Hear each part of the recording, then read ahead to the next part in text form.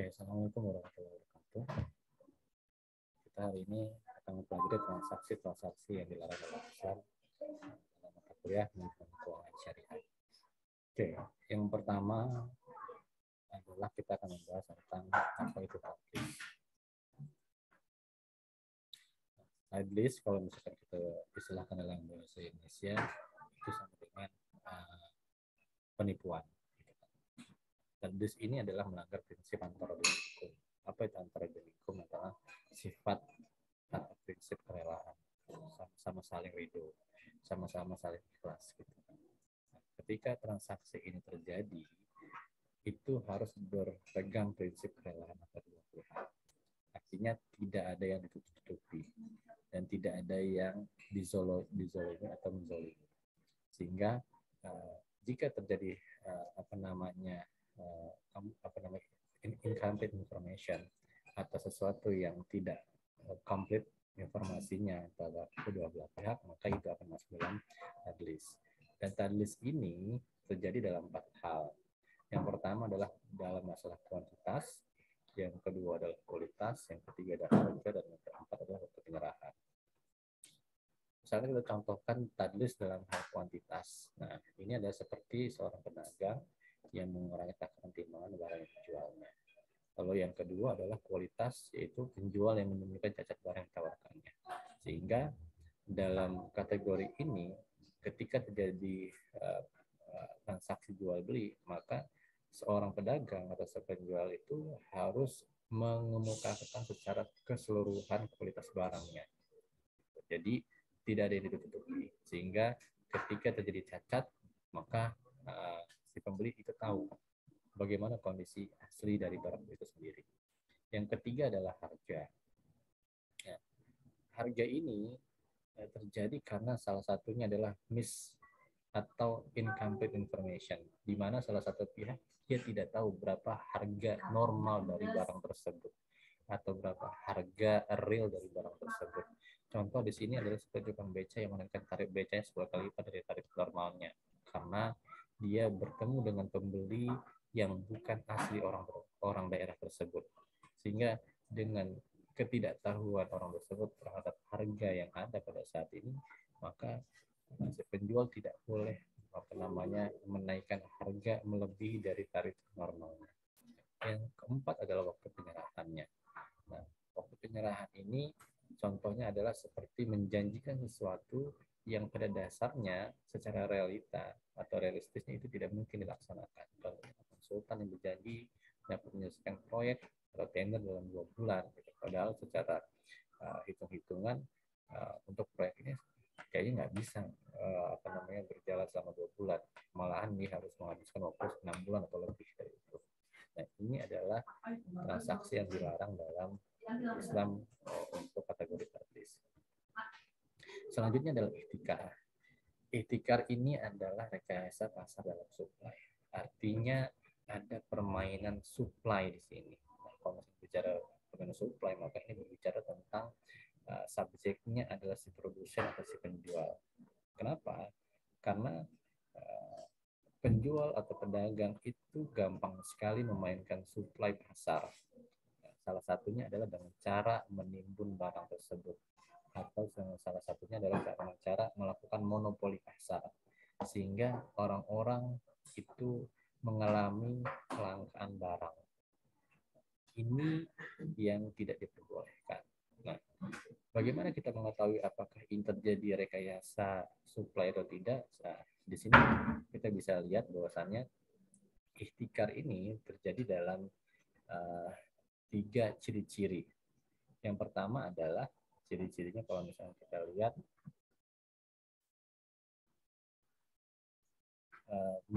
adanya upaya kelangkaan barang, adanya upaya untuk menimbun stok sehingga barang-barang yang berada di pasar itu tidak ada sama sekali, gitu kan. Dan ini salah satu ciri adanya rekayasa supply, gitu kan. Yang tadi biasanya barang itu banyak, gitu kan, sehingga tahu barang itu langsung hilang di pasar sama sekali. Dan ini akan sangat bahaya sama sekali.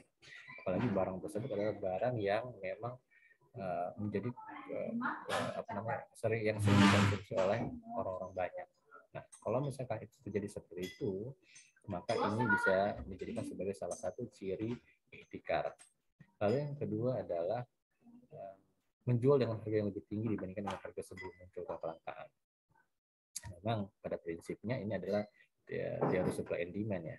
Ketika supply-nya ketika demand-nya tinggi, maka bisa terjadi yang namanya kenaikan harga. Namun kalau misalkan itu terjadi tiba-tiba dan harganya akan menjadi lebih tinggi dibandingkan sebelumnya, maka ini bisa dijadikan sebagai ciri-ciri dari ihtikar itu sendiri. Yang ketiga adalah mengenai keuntungan lebih tinggi dibanding keuntungan sebelumnya, yaitu seperti komponen 1 dan 2 dilakukan. Ini adalah ihtikar. Lalu selanjutnya adalah rekayasa demand. Nah, kalau tadi supply, sekarang subjeknya demand. Yang menjadi subjek di sini adalah si pembelinya. Nah, dalam istilah syariah kita kenal dengan bayi najasi. Bayi najasi ini adalah rekayasa pasar demand yang terjadi bila produsen atau pembeli menciptakan pemilikan palsu. Nah, jadi seseorang melakukan permintaan palsu di mana seakan-akan produk ini banyak pembelinya, gitu kan. Padahal itu adalah orang-orang yang sudah dipesan oleh orang tersebut. Biasanya ini terjadi dalam bursa pasar, bursa saham. Itu terjadinya kenaikan yang tiba-tiba sehingga pembentukan harga itu lebih tinggi dibandingkan dengan harga sebelumnya. Lalu selanjutnya adalah transaksi yang dilarang itu tidak sah karena akadnya. Nah, ini ada tiga. Ada tiga di mana transaksi ini tidak sah karena akad. Yang pertama adalah karena rukun dan syaratnya tidak terpenuhi. Yang kedua ada karena terjadi ta'alluq. Yang ketiga ada terjadi two in one atau terjadinya dua akad dalam satu transaksi. Nah, kalau misalnya kita lihat, yang pertama adalah rukun dan syarat. Rukun dan syarat jual beli itu ada tiga yang harus dimiliki. Yang pertama adanya pelaku, berarti ada penjual dan pembeli. Lalu ada objek, ada barang yang akan dilakukan transaksinya, dan itu real. Yang ketiga adalah ijab qabul. Ijab qabul ini adalah bisa dikategorikan kontraknya atau persetujuan antara kedua belah pihak. Dan akad ini akan menjadi batal bila terjadi tiga masalah. Yang pertama adalah kekeliruan objek yang nggak sesuai, barang yang dipesannya tidak sesuai dengan apa yang diinginkan, gitu, ini salah tiga. Lalu yang kedua adalah paksaan atau ikrah, dan yang ketiga adalah penipuan. Nah, bila mana dalam tiga rukun tersebut tidak dipenuhi, maka transaksi itu menjadi batal. Jadi contoh melakukan jual beli, ada pembeli ada penjual tapi barangnya nggak ada, maka otomatis transaksi jual beli tersebut sudah batal. Yang selanjutnya adalah syaratnya. Nah, syarat itu adalah sesuatu yang keberadaannya melengkapi rukun. Contoh adalah pelaku dan seharusnya orang yang cakap atau hukum yang mukallaf. Artinya orang tersebut adalah orang yang cakap berhukum. Dia tidak dia tidak cacat pikiran yang maksud di sini. Sehingga dia tahu mana yang baik mana yang buruk. Nah, bila rukunnya sudah terpenuhi tetapi syarat tidak terpenuhi, maka hukumnya bukan menjadi batal tapi menjadi fasad atau rusak, gitu kan. Contoh adalah syarat itu adalah menghalalkan yang haram atau menghalalkan yang halal, menggugurkan hukum, bertentangan rukun, mencegah berlakunya hukum. Nah, contoh misalkan di sini adalah seseorang yang berjualan khamr. Kalau misalkan seseorang menjual khamr, secara rukun itu adalah sah karena penjual pembelinya ada, khamrnya ada, ijab qabulnya ada. Tapi permasalahannya syaratnya. Syaratnya adalah menjual sesuatu yang diharamkan. Jadi mengharamkan yang halal, sehingga ini transaksinya lebih fasad, terusak. Nah, ini tidak diperbolehkan dalam keuangan syariah. Lalu selanjutnya adalah ta'alluq. Ta'alluq ini adalah terjadi bila kita dihadapkan pada dua akad yang saling dikaitkan. Nah, ta'alluq ini bisa dikategorikan sebagai jual beli bersyarat. Jadi akadnya bergantung dengan akad kedua. Nah, kalau misalnya kita baca di sini, contohnya adalah si A menjual barang dengan X dengan harga 120 juta dengan cicilan pada B. Dengan syarat B harus kembali menjual barang X tersebut kepada A secara tunai seharga 100 juta. Jadi seakan-akan transaksi ini adalah seperti transaksi jual beli. Tapi padahal ini adalah transaksi yang ada unsur ribanya karena dia bersyarat seakan-akan dia melakukan jual beli secara kredit gitu kalau dibayar dengan cash, padahal itu tidak. Nah ini disebut sebagai dalam fikihnya disebut sebagai bayi wa'adiyah. Dan yang terakhir adalah to info, jual beli di mana atau berakad di mana terjadinya dua akad dalam satu transaksi. Tersebut dengan soft kotain fi al sokot. Ini tidak diperbolehkan. Nah, transaksi ini terjadi karena tiga faktor. Yang pertama, objek yang sama, pelakunya sama, jangka waktunya sama. Maka ini tidak diperbolehkan. Contoh seperti ini adalah orang pengen melakukan sewa gitu.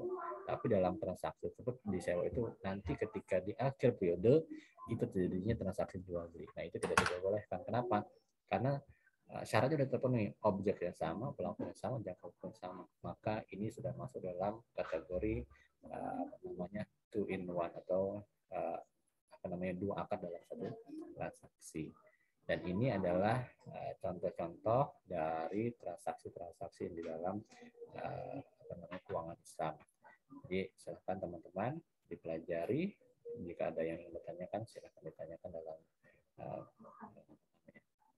grup yang sudah kita buat. Terima kasih semuanya. Saya tutup program kita dengan baca alhamdulillah. Assalamualaikum.